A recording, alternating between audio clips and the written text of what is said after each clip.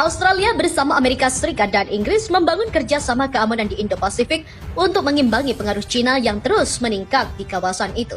Kemitraan itu diumumkan secara virtual oleh Presiden AS Joe Biden, Perdana Menteri Inggris Boris Johnson, dan Perdana Menteri Australia Scott Morrison pada Rabu. Di bawah kerjasama tersebut, AS dan Inggris akan memberikan teknologi dan kemampuan kapal selam bertenaga nuklir kepada Australia. Australia akan menjadi negara kedua setelah Inggris pada 1958 yang diberi akses ke teknologi nuklir AS untuk membangun kapal selam bertenaga nuklir. Berkaitan dengan teknologi nuklir, Indonesia ternyata jauh sebelum Australia bakal membuat kapal selam nuklir, malah pernah hampir memiliki senjata nuklir.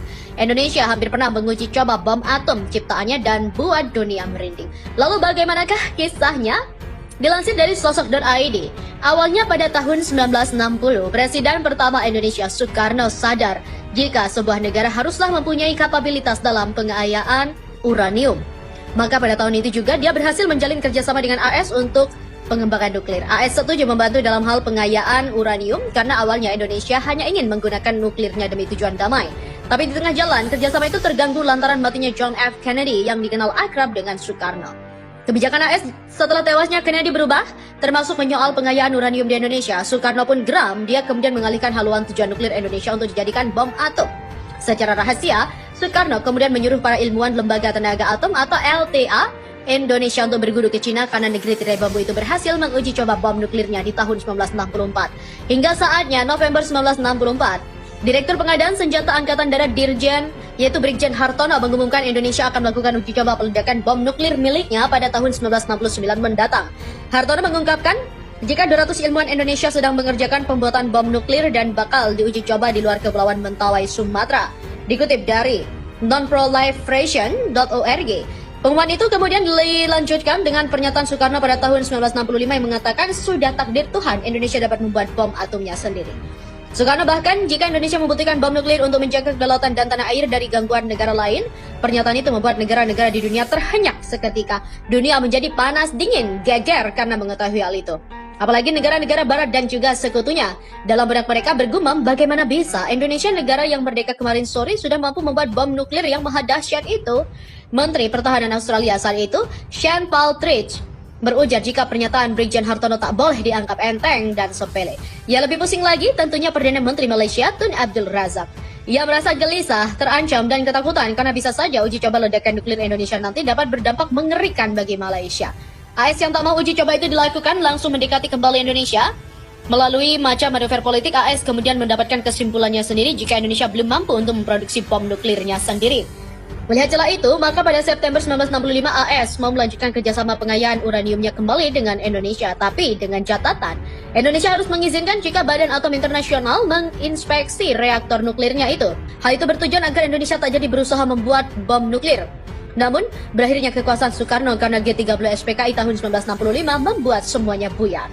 Suksesi kekuasaan pada Soeharto membuat program bom nuklir Indonesia mandek karena rezim Orde Baru sama sekali tak tertarik membuat nuklir menjadi senjata. Akan tetapi di era Soeharto, nuklir Indonesia digunakan untuk tujuan ilmu pengetahuan, agrikultura, dan pembangunan ekonomi negara. Menteri Koordinator Kemaritiman dan Investasi Indonesia beberapa waktu lalu juga membuat pernyataan yang mengejutkan. Luhut mengutarakan jika Indonesia harus punya bom nuklir agar diperhitungkan oleh negara-negara lain di dunia. Pernyataan tersebut dia sampaikan dalam acara Soft Launching Agriculture War Room atau AWR di Gedung Kementerian Pertanian Ragunan, Jakarta Selatan, seperti dikutip dari wartakota.tribunnews.com. Kita tidak dianggap karena tidak punya senjata nuklir. Luhut menambahkan, sebenarnya negeri ini memiliki potensi untuk membangun sistem pertahanan canggih termasuk nuklir. Bahkan keinginan Luhut itu sudah disampaikan kepada Presiden Joko Widodo. Kekuatan senjata nuklir Indonesia juga pernah buat dunia cemas. Inilah dahsyatnya kekuatan senjata nuklir Indonesia yang pernah nyaris diuji coba. Dan kini senjata nuklir itu kembali diwacanakan oleh Menteri Koordinator Kemaritiman dan Investasi Indonesia, Luhut Binsar Panjaitan. Kekuatan senjata nuklir milik Indonesia ini tentu saja tak main-main. Luhut juga bicara langsung kepada Jokowi. Dahulu, senjata nuklir yang nyaris pernah diuji coba itu sampai membuat Ibu Pertiwi dilirik banyak negara dan membuat dunia bergidik. Luhut Binsar Panjaitan selaku Menteri Koordinator Kemaritiman dan Investasi Indonesia beberapa waktu lalu juga membuat pernyataan yang mengejutkan. Luhut mengutarakan jika Indonesia harus punya bom nuklir agar diperhitungkan oleh negara-negara lain di dunia. Pernyataan tersebut dia sampaikan dalam acara Soft Launching Agriculture War Room.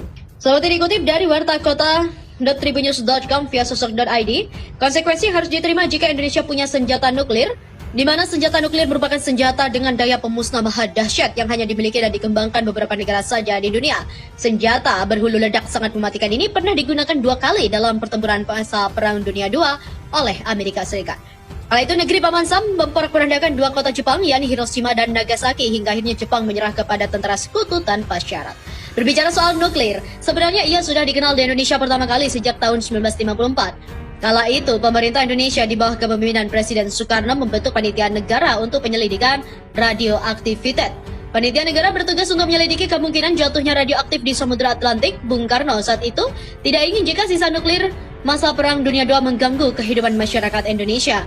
Dan meski baru sebatas itu, bukan mustahil ke depannya Indonesia bakal mampu menciptakan senjata nuklir. Namun sejumlah konsekuensi juga terus diterima jika kelak Indonesia memiliki dan mengembangkan senjata nuklir. Berikut adalah konsekuensi yang harus diterima negara ini jika berhasil memiliki senjata nuklir seperti dinukil dari laman bombastis.com. Yang pertama adalah menuai protes. Jangankan membuat senjata nuklir, saat Indonesia mengembangkan reaktor nuklir untuk pembangkit listrik saja, banyak orang di dalam negeri yang menentang keras. Alasannya klasik, mereka takut jika sampai terjadi kebocoran akan menimbulkan bencana yang sangat mengerikan bagi makhluk hidup termasuk manusia. Kendati di satu sisi nuklir dianggap sebagai satu terobosan spektakuler, namun resiko yang ditimbulkan akibat nuklir juga sangat besar, bahkan mengancam peradaban manusia itu sendiri. Yang kedua adalah dimusuhi banyak negara dan berpotensi perang. Amerika Serikat pada tahun 2006 pernah mengecam Iran karena tidak mau berhenti dalam kegiatan eksplorasi uranium. Bahkan otoritas AS juga sampai menyeret lembaga atom dunia untuk memberikan peringatan tegas kepada negeri para mulah itu. Seandainya Iran mampu mengembangkan nuklir dengan sempurna, maka Liga Arab akan mengalami ketakutan mengingat Iran adalah rival berat mereka dalam bisnis perminyakan. Begitu juga dengan Indonesia, jika berhasil mengembangkan senjata nuklir, tentunya bakal mendapatkan reaksi keras dari negeri Paman Sam itu. Pengembangan senjata nuklir saat ini juga benar-benar menjadi pengawasan dunia karena dianggap sebagai salah satu pelanggaran dan juga membahayakan. Yang ketiga adalah pertahanan RI juga akan semakin kuat. Senjata nuklir akan membuat pertahanan suatu negara semakin kuat. Lihat saja negara-negara besar seperti Amerika Serikat, Tiongkok, dan Rusia menjadi negara kuat karena memiliki senjata nuklir yang hebat. Bahkan Korut yang notabene sangat kecil bisa ditakuti banyak negara di dunia lantaran memiliki senjata nuklir yang sangat mematikan. Dunia Barat bakal ketarik-ketir. Indonesia juga pernah hampir mengembangkan senjata nuklir di tahun 1964. Saat itu Direktur Perdagangan Senjata Angkatan Darat Brigjen Hartono mengumumkan jika Indonesia akan melakukan uji coba bom nuklir di tahun 1969. Presiden Soekarno juga melontarkan pernyataan yang sontak membuat nyali dunia ciut. Saat beliau berujar, sudah kehendak Tuhan, Indonesia akan segera memproduksi bom atomnya sendiri. Merespon pernyataan dari Bung Karno, pihak sekutu khawatir dan langsung melakukan protes keras. Bahkan negara jiran Malaysia sampai mengirim tim untuk melakukan investigasi dadakan. Selain itu adalah sentra kekuatan Asia Tenggara. Jika bangsa ini memiliki senjata nuklir, tentu Asia Tenggara akan menjadi wilayah yang semakin kuat. Jika ada negara yang ingin melakukan invasi ke wilayah ini, akan berpikir 2 kali. Dan yang paling penting ialah Asia Tenggara, terutama Indonesia, tidak akan disepelekan oleh bangsa-bangsa barat, terutama Amerika Serikat dan juga para sekutunya. Hal itu bertujuan agar Indonesia tak jadi berusaha membuat bom nuklir. Namun, berakhirnya kekuasaan Soekarno karena G30 SPKI tahun 1965 membuat semuanya buyar. Suksesi kekuasaan pada Soeharto membuat program bom nuklir Indonesia mandek karena rezim Orde Baru sama sekali tak tertarik membuat nuklir menjadi senjata. Akan tetapi di era Soeharto, nuklir Indonesia digunakan untuk tujuan ilmu pengetahuan, agrikultura, dan pembangunan ekonomi negara. Menteri Koordinator Kemaritiman dan Investasi Indonesia beberapa waktu lalu juga membuat pernyataan yang mengejutkan.